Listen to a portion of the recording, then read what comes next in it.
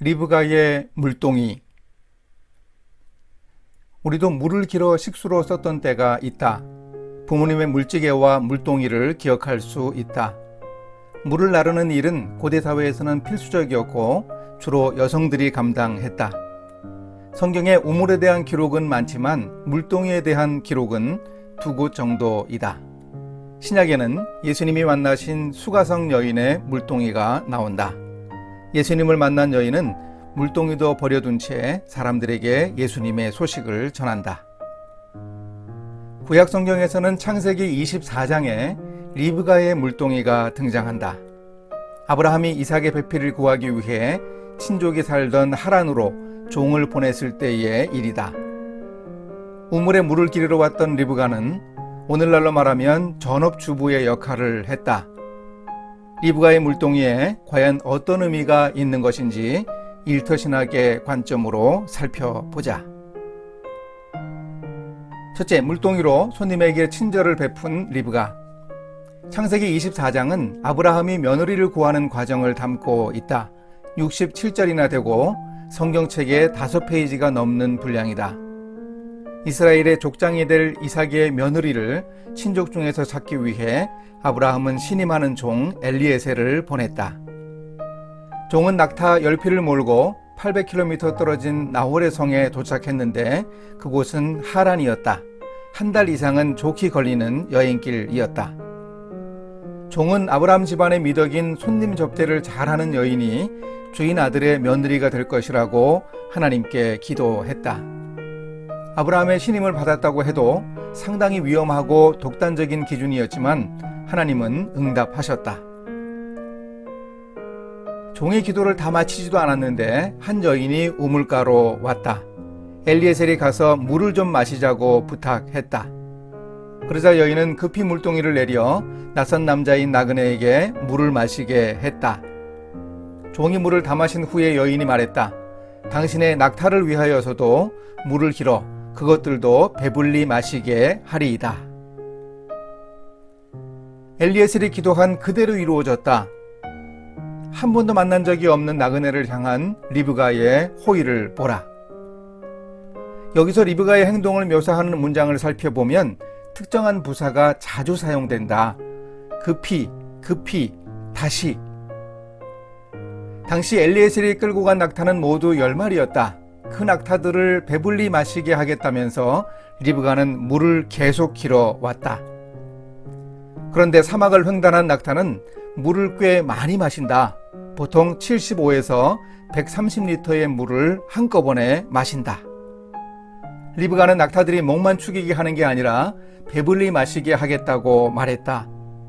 그래서 리브가는 물동이에 길어온 물을 구유에 붓고 다시 기르려고 우물로 달려갔다. 하지만 물을 길어올 때는 달려올 수 없었다. 우물은 아래에 있었고 물동이에 물을 채워 뛰어오지는 못했을 것이기 때문이다. 얼마나 힘이 들었을까? 그렇게 리브가는 낙타 10마리를 배불리 마시게 하기 위해 1000리터쯤 되는 물을 길어 왔다. 리브가의 이런 특이한 행동은 손님 대접의 미덕을 잘 보여준다. 창세기 기자가 의도적으로 강조하고 있다. 손님 접대의 미덕은 아브라함의 동생 하란의 아들인 조카 롯도 삼촌 아브라함에게 배웠다. 히브리서에는 알지 못하고 천사들을 대접한 아브라함과 조카 롯에 대한 기록이 있다. 또한 아브라함의 동생 나홀의 아들 부두엘의 딸인 리브가가 멋진 호의를 보여주고 있다. 리브가는 아브라함의 조카 손녀였다. 호의를 베푸는 미덕이 이렇게 아름답게 계승되는 멋진 유산을 우리가 배워야 한다. 예수 믿은 지 오래되었다는 대째 신앙의 능사가 아니다. 아름다운 물동이 신앙을 유산으로 남기는지 돌아보아야 한다. 둘째, 삶의 습관인 섬김, 크리스천의 정체. 기독교에는 봉사와 섬김의 정신이 밑바탕에 깔려 있다. 복음서에는 기록되지 않지만 예수님이 친히 하신 말씀을 사도 바울이 전한다. 주는 것이 받는 것보다 복이 있다. 예수를 주님으로 고백하는 신앙은 우리의 일상에서 어떻게 나타나야 하는가? 기상이변으로 코로나 바이러스로 어려움을 겪는 우리 시대에 그리스도인들은 어떻게 신앙을 표현할 수 있는가? 하나님을 믿는 우리의 신앙은 세상이라는 공동체 안에서 사랑으로 나타나야 한다. 신학자 톰 라이트는 영국 교회의 크리스천들이 다른 사람들보다 많은 봉사와 섬김을 감당하고 있다고 확인했다. 그 원동력은 봉사의 습관인데 이것을 톰 라이트는 초대교회의 사례를 들어 입증하고 있다. 그는 로드니 스타크의 책 기독교의 발흥에 나오는 인상적인 대목을 인용한다.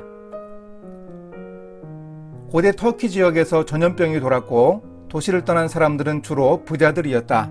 의사들도 대부분 가족과 재산을 모아 떠나버렸다. 그러면 누가 남아서 전염병 환자들을 돌보았을까? 극빈자거나 노예였던 다수의 크리스천들이 남아 환자들을 돌봤다. 환자들 중 건강을 되찾은 사람들도 있었다. 그 과정에서 여러 크리스천들이 전염병에 걸려 죽기도 했다. 그리스도인들은 왜 그런 행동을 했는지 설명해 달라는 요청을 받았을 때 톰 라이트가 이렇게 기록한다.